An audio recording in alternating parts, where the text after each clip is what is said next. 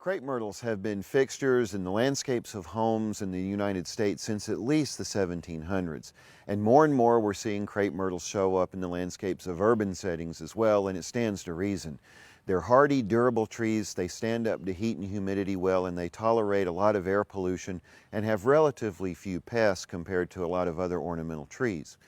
But they are trees, and they do get tall, and eventually, especially in an urban setting, they start to interfere with the power lines, just like this one is doing right here. This pruning technique leads to something we call crepe murder. These plants have been cut off at about head high, leaving the wounds open to all types of fungal and insect pests. So the question is, how should a crepe myrtle be pruned correctly? Today we're going to look at how to correctly prune crepe myrtles.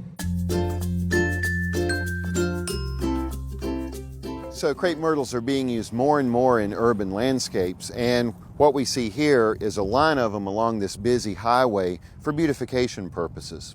And they do need to be pruned, so let's walk up here and watch some of our local master gardeners prune these crepe myrtles.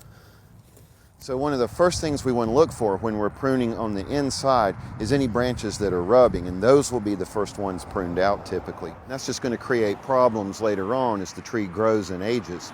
So remove one of the two branches that are rubbing together, and that will help open up the inside of the trunks. What Jennifer's doing now is just trimming off any of these smaller limbs that the tree will put energy to in the springtime, but we're more interested in the tree growing upright and out and forming a nice canopy. So a lot of these little limbs on the inside are going to get taken out.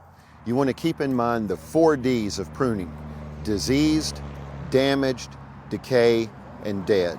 And those are the branches you're going to cut out first. This is last year's fruit and seed crop, and if we look at these capsules that are, just about all of them are completely open, we might still find some of last year's seeds. Well, they're not going to serve us any purpose for this year, so we want to remove these off of the tree.